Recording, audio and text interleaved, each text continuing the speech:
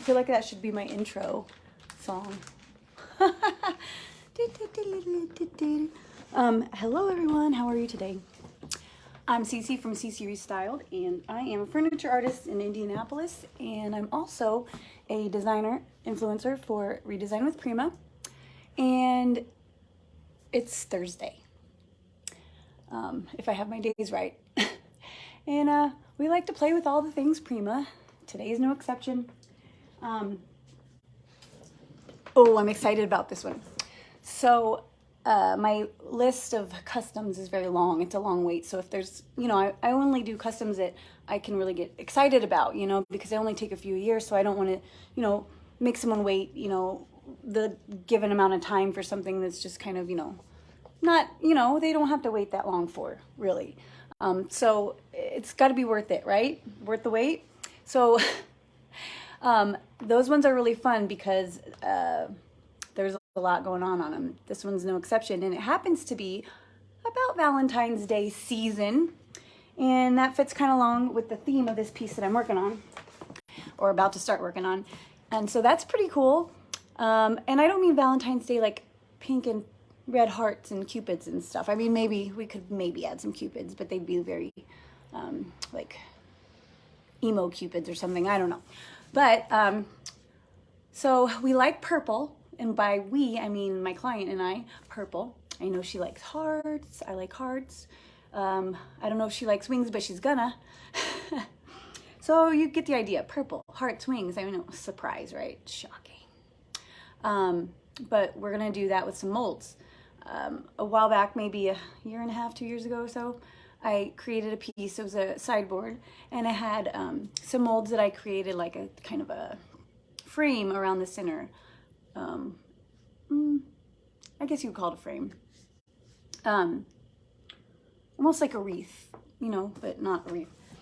So this is kind of similar, not in style, but in the idea that I'm going to take my Redesign with Prima Decor molds, and with the very little resin that I have left today, I'm going to cast some moldings that are going to kind of take this shape around here, creating a focal point in the center of my piece here. Okay, so it's got a drawer, door, and then the sides. Those are not real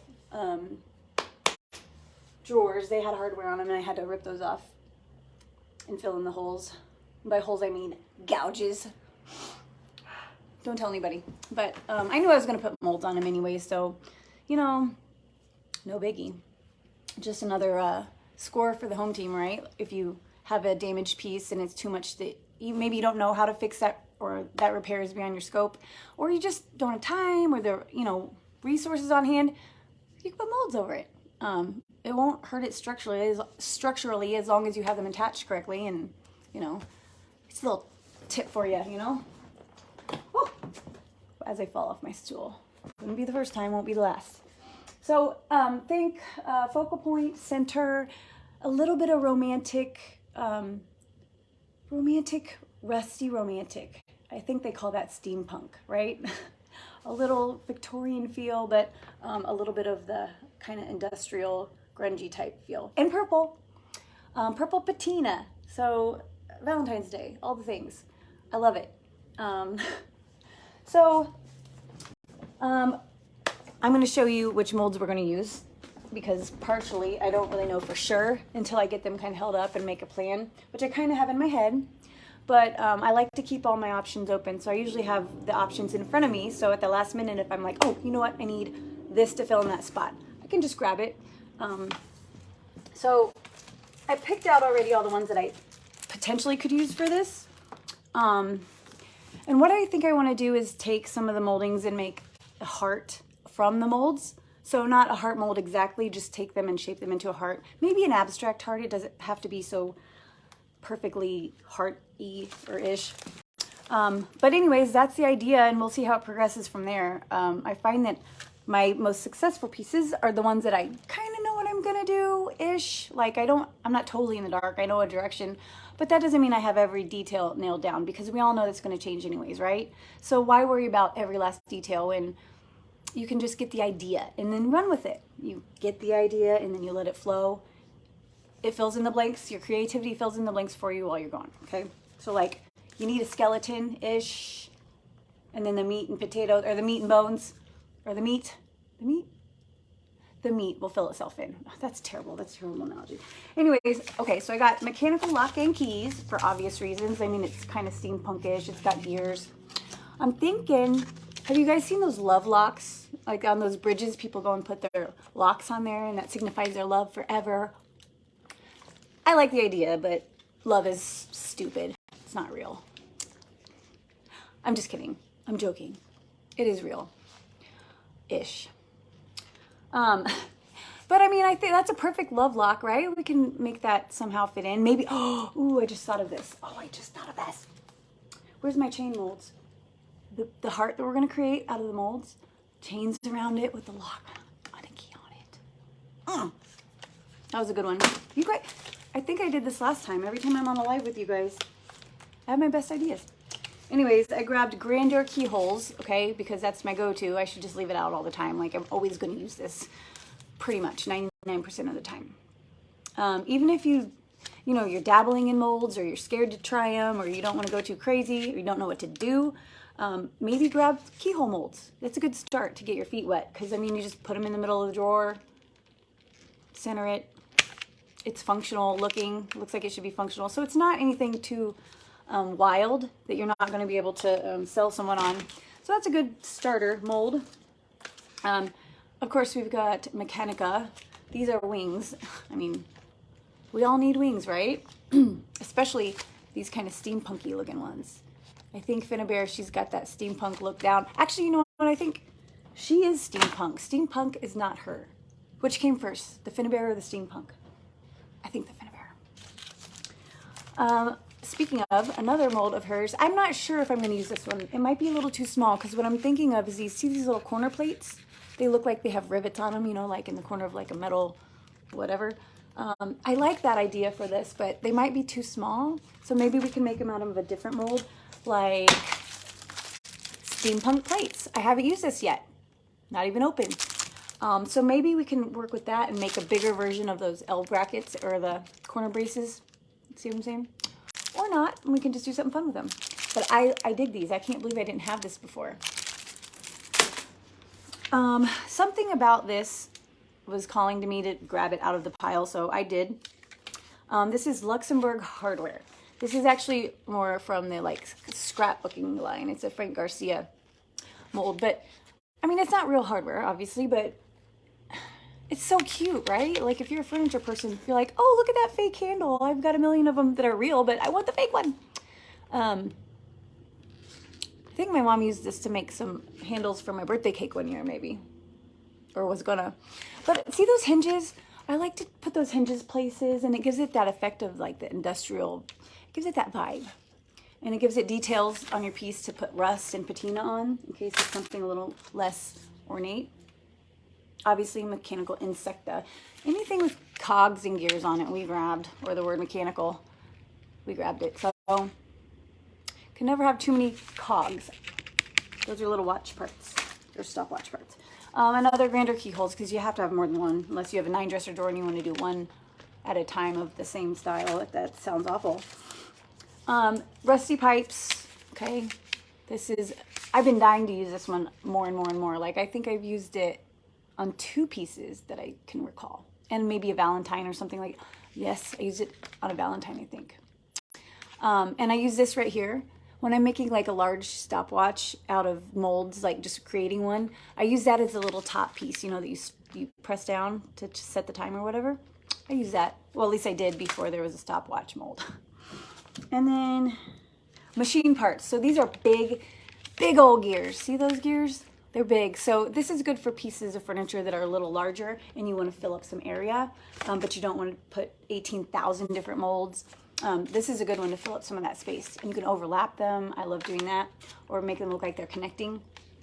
And I also like that they have these little screws. So you can put those little screws on your piece to give it that metal vibe, or, you know, that faux industrial look. But I like to use the Phillips because I don't like flathead screws. I think they're pointless, and whoever invented them shouldn't have had a job making screws. It was probably a man. It was definitely a man. Flathead screw. We're not even going to go there. So then, of course, I got wings. other kinds of wings. And then this little guy here, I like to use sometimes on a keyhole mold, so it looks like, you know, a little heart locket. Oh, I don't wear my locket necklace today, but I have a locket necklace, or lock necklace, sorry. Padlock. And then I grabbed this for the little crown, because I thought, you know, romance, Valentine's Day, steampunk, why not a crown? You never know what you're gonna want to put a crown on, okay? If you like it, then you should put a crown on. And then I grabbed this because I want to go ahead and give it its proper goodbye and burial. Rest in peace. Everybody say bye. I don't know what happened here. I do not know. I was pouring molds and everything was going fine. And on the third round of the same epoxy, the same resin, the same molds, this happened. I don't know what the deal was. If there was something funky in the air, maybe something was at the bottom of my epoxy bottle. I don't know. But it's always only happens to the good ones, right? The good ones die young. I'm like, dang, why couldn't you have taken another mold that I don't use so much, but rest in pieces. So that's that. Oh, and I also forgot, we're gonna lace it up. Lace, lace, lace. So I grabbed 2 lace decor molds, border lace and border lace 2. Both of these are from my redesign with Prima line. This is a border lace 1, okay? That's a good one for like filling up areas like on doors or drawers that are sort of wide. I love to put the lace on this one on drawers up top. See how like that fills that area in like so good? It's like perfect, right? Oh, no, you guys. Over here, silly. See how that fills that space in like almost perfect and just gives it so much more interest and just, it's like the easiest way to just add, you know, all the things. But there's that one, and then border lace 2. Border lace 2. This one's a little more eyelash lace-y, you know, more lingerie lace. So this one's more like girl next door bridal lace, not the girl next door lingerie lace. So, you know, got to be equal opportunity laceists. How's everybody doing? Oh, I do have one thing to say. Well, one thing. Another thing to say. So last week, if you joined us, I mentioned we're going to turn my lateness into greatness, right? And make you winners. So we're posting a graphic, which I need to do right now. I'm going to post it in the event for next week's live, Thursday at 3 p.m. And I'm going to post that graphic, and under that graphic, you can go ahead and guess how late I'm going to be. We had a prize all worked out, and I'm spacing what that was, I think. But it's going to be a good one, because I don't do prizes or giveaways. I don't do that unless it's a good one. I promise you that. I go big or go home, so I can't even remember what we decided on, but trust me, it won't be shabby. So I'm going to post that before I forget. And then we'll make some molds, and I'll show you how I'm going to place them and how I'm going to decide where they go. Let's see. In the meantime, scoot on over here, and we're going to make our epoxy, or I'm sorry, our resin. We're going to mix it. So I've got these silicone mats I like to use because it just protects my amazing workspace top. Excuse me.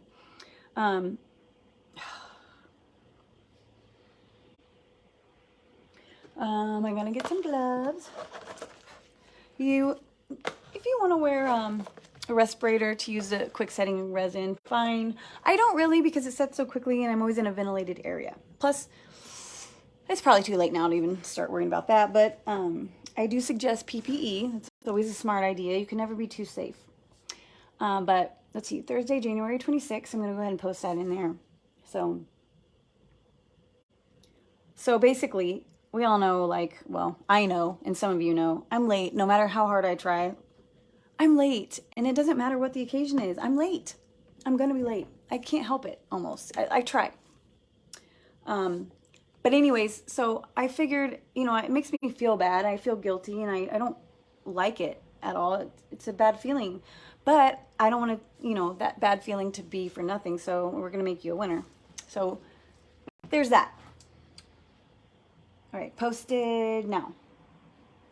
So if you want to guess under that official thread, unless I'm understanding something incorrectly, I think that's what we're doing. So gotta have my gloves because you don't want sticky, boxy fingers.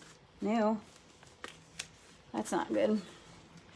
And then, so the redesign of the premium silicone molds, you don't need to dust them, starch them, baby powder them, nothing. Whatever you put in there besides silicone, like more silicone, it'll peel out. So anything that's typical for mold, clays, hot glue, and epoxy or resin are the most common. But I actually have some, what is it called? This cast something. It's leaking, but I haven't tried it yet and I really want to. It sounds like plaster, but not as brittle. So I'm dying to try it, but I can't make the time. I thought about doing it today, but it said something like 30 or 40 minutes to set up. So I'm like, well, that's a cliffhanger. So I'm going to do that at some point, but right now we're going to use the last of the resin that I have to make these molds, and then I'm going to show you how I'm going to place them. I also have a little bin of molds that are extra, or I didn't need them in the end, or I just poured them off because I had extra mixed up. So I keep all those, and I might go through that too, just to kind of, you know, use what I have and not waste any. But so we got part A and part B. A, B, A, B. It's a 1-to-1 ratio, so 50-50. You don't really need to use a, well, okay, how do I say this? You need as exact 50-50 as possible, right? Because any little off measurement could possibly make your molds not set up. Maybe that's what happened here. I don't know what happened here. It's a mystery, but I tried everything. Freezer, I'm pouring more of this in it, pouring hot glue in it. Nothing has worked, so we're over. It's over.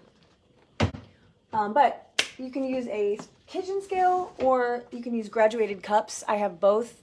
I'll probably just use the cups for the moment because I'm just going to use the last of whatever's in these bottles, I think. And let's see. I use the Amazing Casting Resin, which is also called Alumilite White, depending on where you buy it from. If you buy it from the manufacturer, it's Alumilite White. If you buy it from Michael's or Joann's or wherever, it's called Amazing Casting. And I really wish that in the stores they would label their bottles or their packaging better, because it's all in purple and it all says amazing. But if you're like me and you're in a hurry all the time, you only see the amazing, oh, purple box, I know that's it. But they have clear cast also, which is not the same as the Alumilite White or the Amazing Casting Resin. So there's clear cast or Amazing Casting Resin. And there's even more than that. But I know for sure those two are in regular craft stores, or, you know, your typical. So let's see, we want 1-to-1 ratio paint cups. So you want to be exact. Normally I weigh on the kitchen scale, but we're just going to do this for S&G. I've got milliliters. I'm in the US, so we like to do things the way that makes no sense. Ounces. Oh, they don't even...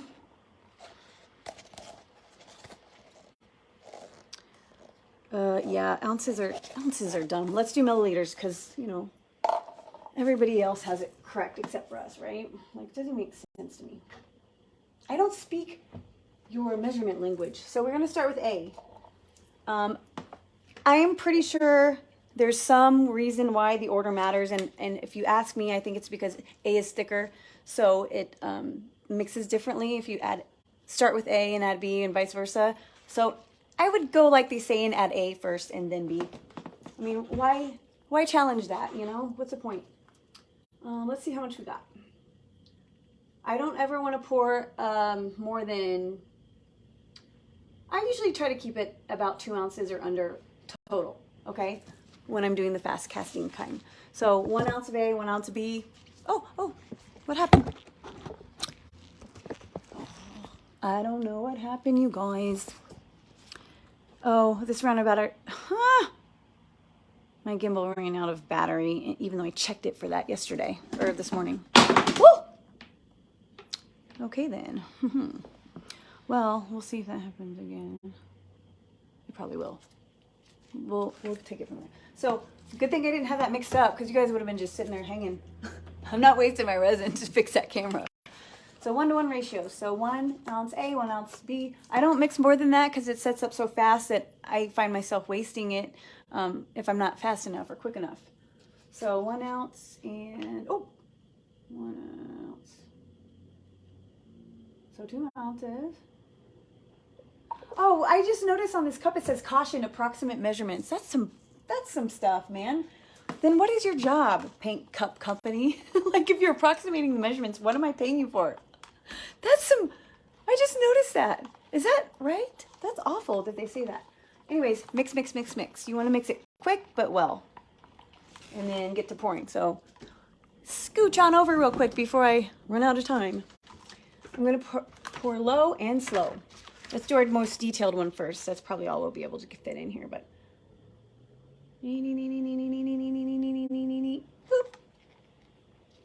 Okay, can you see that? Probably not, but you get the idea.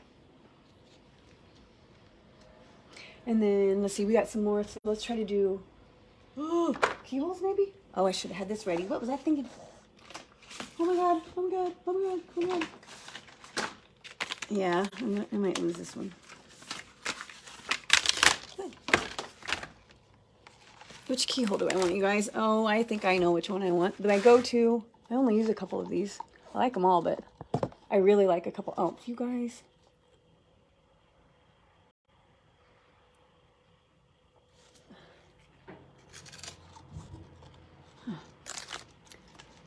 See, I told you. I told you I wasn't going to bother to stop and fix it if that happened. All right, we're just going to make a bunch of keyholes because I didn't have enough left to fill up a whole lace. So we'll just, I always make extra keyholes if I can because I always use them for sure. It's like the #1 most used anything around here is keyhole molds. It's like, I should go into business just making keyhole molds. Anyways, I'm going to switch my gimbal because this one has lied to me when I asked it if it had battery. Let's switch.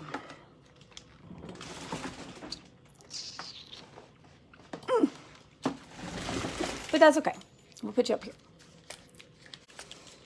All right, so now we're going to move over to our piece. Now you can see that we have got those leveled off. I just use my popsicle stick or whatever you're stirring it with. It's flat to level off the back if it overflows a little bit. So come on, little guy. I'm going to put you back in this silly thing.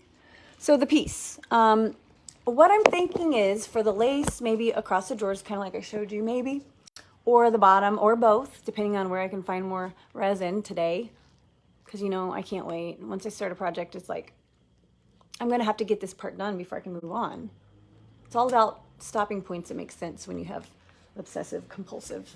So, at least embrace it, learn how to live with it, and you'll be fine. Woo. All I gotta say is good thing Michael's has delivery, right? Delivery services. But normally I get my resin on Amazon, and I live in Indianapolis, so we have an Amazon facility here, like a fulfillment center or whatever they call it. So I get my stuff same day, most of it, or the stuff I really need, same day. Take that and put it in your pipe and mold it. Okay. So those lace might go just across here all the way. Boom, boom, boom, boom. And then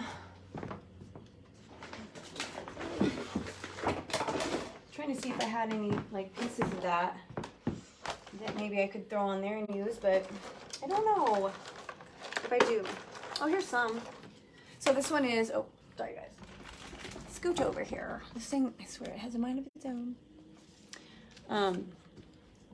So this is a part of one of the lace pieces that we just poured.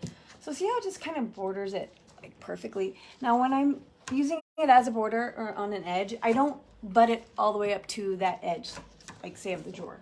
I give it a little bit of an inset. So from the top, I come down about a 1/16 to an 1/8 of an inch, just in case you don't want anything to get stuck or rub up against it and pull it off there at any point. So that just kind of helps. See how it's just ever so slightly underneath that, but yeah, I love lace. I mean, it always works, right? It always works. See if I have any more remnants from the things that we're using. So here's another piece of that eyelashy kind of lace. This one I actually poured a little thin. So even though this is probably months old, it's still a little flexy, right? Because it's thin. So there's a little tip for you. Pour it thin. So I don't know. I just look at the detail with the resin. So, you know, I always see people ask, what does everyone make their molds with? What's your favorite? Oh, but I'm scared of resin. That's fine. That's fair. I mean, there was a point where I didn't want to try it because I was scared. I didn't know. We're always scared of things we're uncertain about, right? Like we fear the unknown. But I'm telling you, I can tell you from the future, there's nothing to be scared of.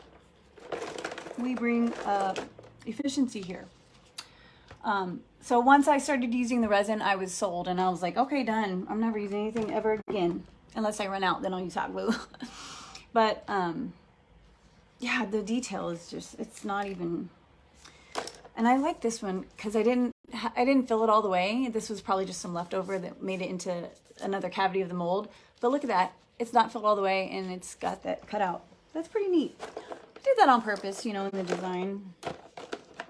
Sure didn't. I did not do that on purpose. It's a happy accident.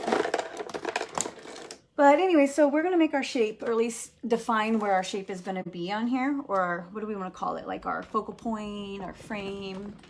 We're going to go ahead and define that. So when I'm doing that, I find that if I try to get it like a perfect circle or a perfect oval or a perfect anything, it looks lopsided and terrible. So I don't even try to go for perfect. I just try to make it look kind of natural. So I'm not going to try to make anything, you know, perfect. I'm just going to create the general area where I want to, you know, the center focal point to be. And let's see, pencil, where are you? Ooh. Ooh, okay. Permanent marker, no. You don't want to use permanent marker on your piece because it'll show through the paint.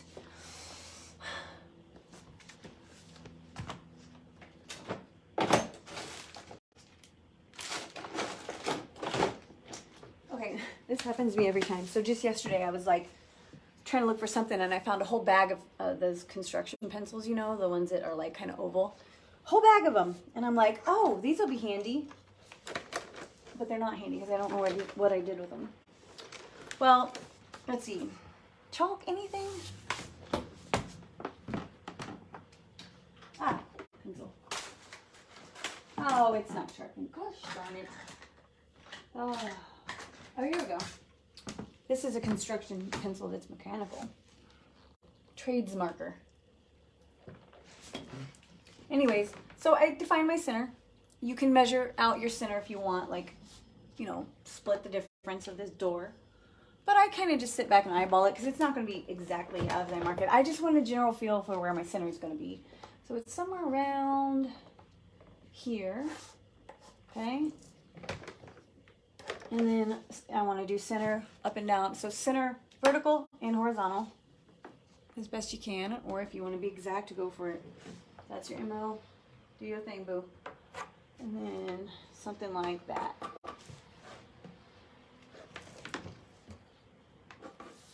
And I mean, like I said, perfection's not what I'm going for here. So you can take anything, any kind of molds. I'm using the steampunky kind of feel. You can use these like floral frame looking thing. I mean, these were made for that, right? This mold, I can't remember what it was called. Floral garlands or something, I don't know, but that was made for this, it seems like. So, you know, depending on your molds you want to use, you can make a little cool shape. I don't know, maybe I will use these. They sure make my job easy. Look at that. Like, that's half my battle right there of coverage. So yeah, you could use those, anything. It's up to you. All you gotta do is shape it how you want it, right? You create what the viewer's seeing, not the molds don't create it. You create it. Tell it who's boss. I like pistachio. I know. Can't take me anywhere. But let's see. So we got those. These are called what? Floral something. I don't know what I keep doing. Or you got these kind of border regal trimmings. I think this one's called maybe. But those are perfect for a border. And yes, you could use them in your typical border fashion, just around a perimeter. Or if they're coming out of the mold just set up, so right after they turn white, they're bendy, you know. They're pliable until they're not. So maybe they start to kind of set up and harden or get rigid in about 15 minutes. And from there on, they just keep getting more and more rigid. But that depends on how thick you pour them also. So you can bend them, or you could do like, say I want to put this one here and make like a frame such as this, you know, start that way. And then maybe I have a little guy like this for the corner. I mean, really you just need to define your space that you're trying to frame out. And then, I mean, you don't even have to make it symmetrical or anything like this. You could just start gluing stuff on there and work with that. Like, make it a thing, you know, make the randomness a thing. This is one of the wings that we're going to be using. One of the Finnair molds, the steampunk wings, I think. I can't remember. I'm so bad with the names of these, but one of our keyholes from Grandeur Keyholes, right? And this one actually, Greco Crest. I don't get to use it as much as I would like to, but when it came out, I was like, you can just send me a whole bunch of those. Because, I mean, they were literally made for making frames like this, I think. Okay. Because look at this. Greco Crest is like basically a couple of these, and maybe some other smaller little elements to fill in. But I mean, they're like tinker toy, or what are they called? Something like building blocks, Legos. Like, you just create with them. You know, they're just for you to use your imagination with. That's it. There's no instruction. There's no stipulation. There's no right or wrong. You cast them and you just build stuff with it. Like that. That could be a seahorse, couldn't it? Or the mustache, or, you know, it's just, I don't know. I guess I see all these possibilities when I look at mold. So if you're looking at it and like, what do I do with this? I like it, but I don't know what to do with it. Try thinking a little bit further than what you see. Okay, so what you see is not always exactly what you're going to get, right? So maybe try thinking of it a little differently. One of the exercises I learned to rid myself of creative block was, you know, say I'm drawing someone's face, right? I know what a face looks like. My mind knows what a face looks like. So if I'm trying to draw it based off, you know, a person or their photo, my mind does a lot of the filling in the blanks. And so that picture that I'm drawing is really mostly out of my mind, not just drawing what I'm seeing. So like a little tip is to turn it upside down and then try to draw it. And that makes your brain actually think about what it's seeing instead of just filling in the blanks for you. Does that make sense? Something about unlocking, you know, the creative, I don't know. Anyway, so I'm showing you these because I want you to see the possibilities that we have in front of us right now and why I get so excited at this point. Because it's like, where do we go from here? Anywhere. We got a carrot we could put on there somewhere. Here's one of the frames from Grungy Frames. A little pipe guy from the Rusty Pipes. So we'll check on those in just a minute. I want to make sure they're setting up. I want to show you how flexy they are when we take them out. We got a little bit of a curve we're dealing with on this piece, but not anything that would require it to be super flexible. I mean, I could get away with any of these on it, but some pieces you want it dripping over the edge or a hard, you know, angle, and that's when it's crucial to use it right out of the mold so you can shape it correctly. But this is one of the pieces I was telling you about earlier. I didn't know if it would be big enough to use on this. It might be, but I'm not sure. Oh, another one of my favorite keyholes. Look at my mold. My mold must have had dust in it because it's got dust in it. But you know, I paint it. Nobody will know. Doesn't make a difference. But actually, it's probably good for it. It probably gives it some more backbone. But yeah, I mean, I honestly, I thought about one time just taking this little bin of extra molds and just making something out of them, like on its own, not even like, just on its own. The recycle piece, like the waste not, want not piece. So let's see if there's some of our little kind of cog elements or gears, industrial things. I'm a fan of her. She's good at those industrial things. I'm a fan. Anyways, so here I go playing with my molds. Man, sometimes I sit for just hours and sort through these and like configure them and figure out what I'm going to do with them. It's not a waste. It makes my mind think. It makes your brain try to solve that problem or put a puzzle together, you know? You got to use your brain or else, you know, it just becomes, it's like your muscles. If you don't use them, they become flab, right? Or they don't certainly stay muscle. Or if you exercise them or work them out, then they become muscle. Same with your brain. Exercise your brain, become smarter, right? So I'm just gonna go ahead and, I want sort of a circle, sort of a square, like a, what do they call that when you're getting your nails done? A square round, round square? Square round, I don't know what they call that, I don't remember. But it's like that, so it's kind of square, but it's got the little bit rounded edges, radius edges. And that's my rough shape, because I like the shape of the door, but I also don't want a harsh box as my, you know, frame, so I want to round the edges out. Now, just because I've lined out this whole thing doesn't mean I have to make an entire frame around it. What I actually might do, to be honest with you, is imply the frame. So in 2 corners, I'm going to build up like a triangle of molds in each corner, and that implies that this is the frame right here in the center. It kind of points your eye towards this area. You can do that with shadowing, you can do that with paint, blending, molds, anything that points your eye in one direction and says, look at this spot. This is the focal point. That's a real thing, you know. It's kind of like magic, what we do, you know. What we do is magic. We make people see that. I just want you to know that, you know, based on where you're placing things and how you're configuring or composing, you know, your piece or your art or whatever, you know, you control what the viewer sees and when they see it, how they see it, by the flow. So just something to think about. If you're like, what the heck is she talking about? I don't even know what that means. Just ponder on it, because maybe one day you'll be sitting there putting on molds and go, oh, now I get it. I get what she was talking about. And anyways, I think it's probably time to go revisit our molds. Did we buy ourselves some time to check on? Yeah, let's go see. Ah, oh, ow, sorry. It's real, seriously. All right, guys. Let's see, shall we? Scooch you on over. Boom. Yes, girl, yes. See how they're turning white? That's perfect. That's time to pop them out. And they're a little bit warm still. That means this is like the sweet spot. This is my favorite time, because look at how pliable they are. You know, you could just pick the excess off, the overflow, with your fingers. You don't have to get a knife or scissors. You just get it off there. Just breaks on off. It's still pliable enough to put on a really kind of harsh bend if I really wanted to. Check out. So the corner of this, can you see that? If I really wanted to, I could just go straight down there.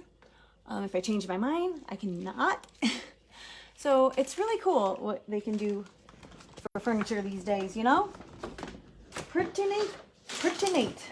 The technology, who'd have thunk? So definitely the eyelash lace is going to have to be on this piece if we're doing some Valentine's rusty patina Valentine theme. What I like to do with these border laces is one across the top and then one across the bottom, kind of opposing, pointing at each other almost. Or you can do them through the center any way you want, really. Like, let's just say something like this. So one top, one kind of pointing at it. Because then you have this little area in the inset there that's kind of interesting to look at. And if you want to glaze it or wax it with some decor wax, it's just perfect for that. It makes some interest. It's like the easiest way to add oomph to your piece, like bonus points, right? So, yeah. You saw the molds, you saw the shape. Now I got to make the frame after I go get some quick setting resin or order some. Because I'm ready to do this, and I was deflated when I saw I only had a little bit of resin left. I'm like, dang, usually try to be prepared. I'm not using hot glue for all that, no. Maybe we'll try the plastery type, whatever that is called, some kind of casting something. Maybe we'll try that. Maybe, I don't know. I'll let you know.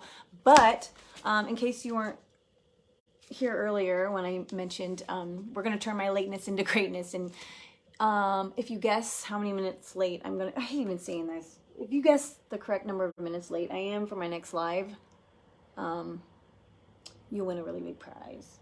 That's so sad to say that, but you know, I'm trying to turn it into a positive. So if you go to the event for next week, the 26th, the graphic is there. Post your little guess under there. You're welcome in advance. But yeah, I mean, gotta make the best of it, right?